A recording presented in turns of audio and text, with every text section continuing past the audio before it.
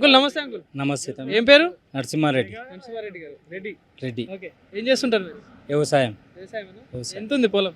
10 ఎకరాలు 10 ఎకరాలు ఉంది. ఉంది. గట్టిగానే సంపాదిస్తున్నారు. గట్టిగా మరి రైతు బంధు పడుతుందా? అంటే ఇప్పుడు ఇంతకుముందు పడ్డాయి, ఇప్పుడు కూడా 5 ఎకరాల వరకు పడ్డాయి కంటిన్యూ. సో ఏం వేసారు మరి సరే పొలం? చెరుకు, వరి, మొక్కజొన్న బాగానే ఉందా పంట? బాగానే ఉంది. ధర సంగతి ఏంది మరి? ధర ఇప్పుడు గిట్టుబాటు ఉందా? మంచిగా 3,000 కోట్లు పోయినాయి. ఇక మొక్కజొన్నలు అంటే ఇక మొక్క పోయినాయి. ఓకే అంతే. పత్తి ఏ ఊరు మీది? లేదు. రేగడి చిలక మరి. ఇదే షాద్నగరేనా? షాద్నగర్. ఓకే. సో మరి ఇప్పుడు దగ్గరలో పార్లమెంట్ ఎన్నికలు వస్తున్నాయి. మొన్న అసెంబ్లీ ఎన్నికలు అయిపోయింది, కాంగ్రెస్ ప్రభుత్వం గవర్నమెంట్ వచ్చింది, 6 గ్యారెంటీలు అంటుంది.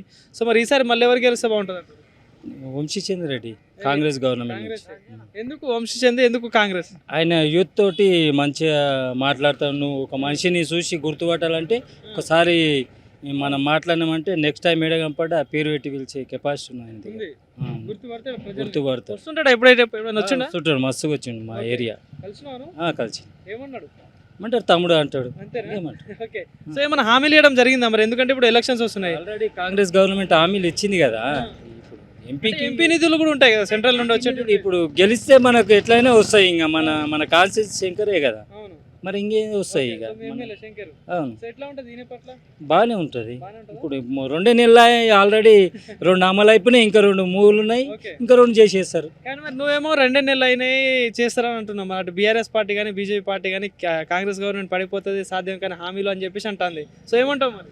ఇప్పుడు గవర్నమెంట్ పడిపోవాలంటే ఇక్కడ 65 సీట్లు ఉన్నాయి. ఇప్పుడు కేసీఆర్ సడిగే ఇరిగింది, ఇంకెవరిని గుంజుతాడే? ఇంకా గుంజనికే ఒకవేళ ఉండే అనుకో, గుంజిననుకో ప్రజలు మేము మూకుటామా? ఇప్పుడు ఓటేసింది మేము 65 మంది గెలిచిర్రు, ఇంకెట్లా గుంజుకుంటాడు? అతను ఉన్నాడు ఎవరు? రేవంత్ రెడ్డి. గుంజితే 4 గుంజితే 10 గుంజుకొస్తాడు. కేసీఆర్ పులి రాబోతుందని కేటీఆర్ కూడా అన్నాడు.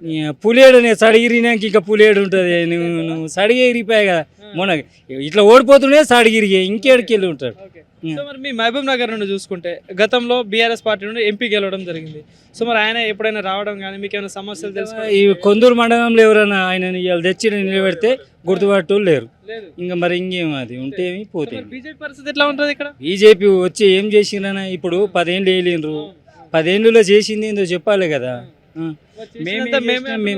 అరే పుట్టుపూర్వ మేము పుట్టిన నుంచే కాంగ్రెస్ గవర్నమెంట్ ఉంటే ఈ రోడ్లు వచ్చినాయి, ఇక కరెంట్ వచ్చింది. ఇంకా వాళ్ళు చేసింది ఏం చెప్పు? నువ్వు చదువుకునే స్కూల్ కూడా కాంగ్రెస్ గవర్నమెంట్. ఇప్పుడు అదే మోదీ చదువుకున్న కూడా కాంగ్రెస్ గవర్నమెంట్లో. ఇంకా ఆయన చేసిన నేను చేసిన అంటే ఇంకెట్లుంటుంది? చేసిందాన్ని ఎవరైనా కానీ మూవ్ చేసుకుంటూ పోతూనే ఉంటారు. వాళ్ళు కొద్ది గొప్ప చేసుకుంటారు, ఇంకోళ్ళు వచ్చిన వాళ్ళు కొద్ది గొప్ప చేసుకుంటూ పోతారు. డెవలప్మెంటే కదా ఏది చేసినా. చేయలే అని కూడా మనం పూర్తిగా అననీకి రాదు. ఆయన దోషింది ఆయన చేసిండు, చేయలే అంటే ఒప్పుకోం. ప్రతి గవర్నమెంట్ చేసుకుంటూనే పోతుంది 100%. పోటీ ఎట్లా ఉంటుంది అంటారు మరి ఇక్కడ? ఇక్కడ పోటీ ఇంకా వంశీ చంద్ర రెడ్డి వన్ సైడే. Thank you.